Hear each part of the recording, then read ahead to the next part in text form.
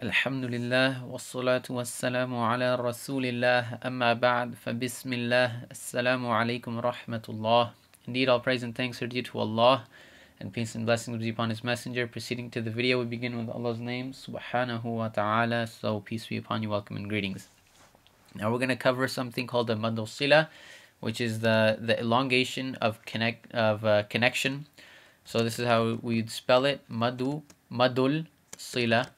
And this would be hurufu shamsiya, meaning sun letter. So we cut the L out and put the S there, Maddus Silah.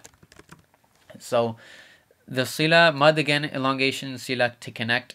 So basically this concentrates, so we're going to write that here, concentrates on, let me make sure I spelled that right, concentrate on the pronoun he in Arabic.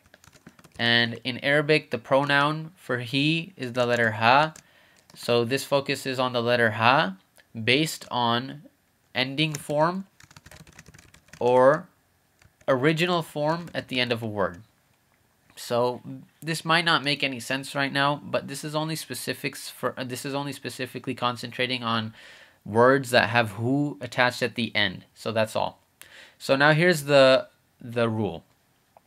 If you have a letter ha with a fatha or a dhamma or a kasra, and the letter before it has a sukoon, then what we're going to do is make sure the ha is read with a fatha and not the fatha, or not the standing fatha or anything like that. We're going to also make sure it's not read with a long dhamma. And by the way, the symbol you see, the upside down dhamma, means that that's the 2 haraka. So if you remember, this is the that's the 2 fatha count, that's the 2 haraka count fatha.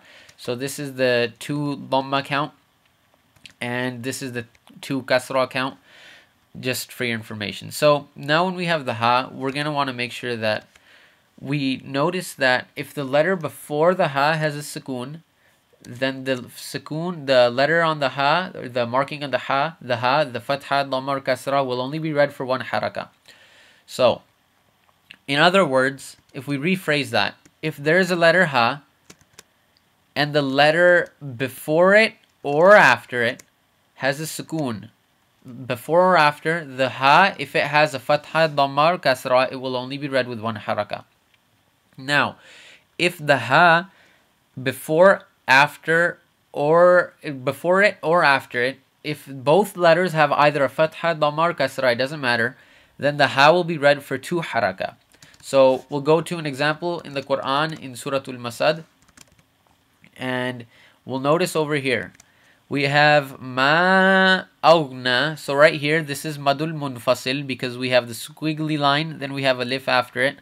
Then we have the alif maksura, which is the noon with the fatha. So the noon will be read with 2 haraka because there is a standing fatha on it. Then we have ain, fatha, noon, sukoon, and ha. So look at this. The ha is at the end of the word, and it's the pronoun who or it's a pronoun of he in Arabic. And the letter after ha is mim and it has fatha. The letter before it is noon, but it has sukoon. So the rule is if there's a sukoon on the letter before or after, we only read it with 1 haraka. So this is anhu maluhu. Anhu ma.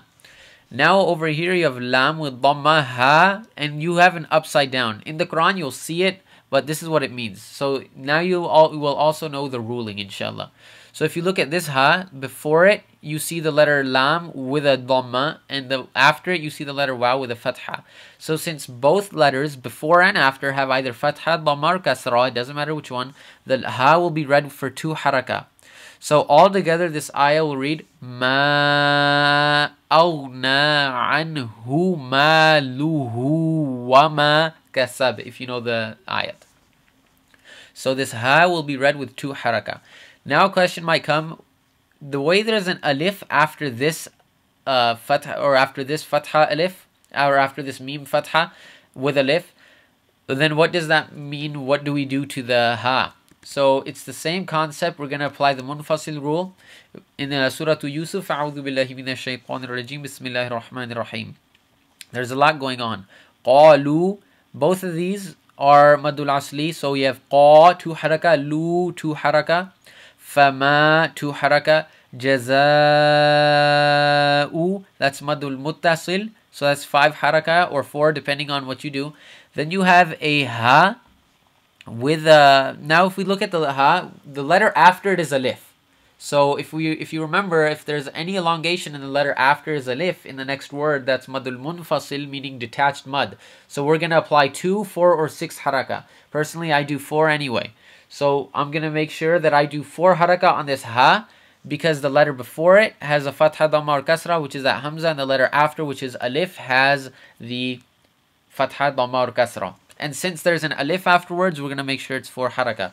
So if I were to read this all together, we have a lot going on. And then over here, we have a standing fatha at the kaf. So that's also 2 haraka. And then we have ba kasra followed by ya sukun. So that's also another madul asli, or a link for 2 haraka. So all together, I would read this. قالوا فما جزاؤه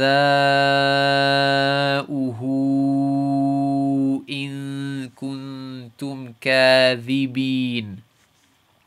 So this is 2 haraka at the beginning, then you have another 2 haraka, then you have 5 haraka for the madul muttasil, then you have 4 for this madul sila wa munfasil, because there's a fatha, or there's a alif after the ha. So again, madul asli and madul sila, if you have an alif after it, you're going to make sure it's 4 or 2 or 4 or 6 haraka. You pick one and you stick to it, inshallah.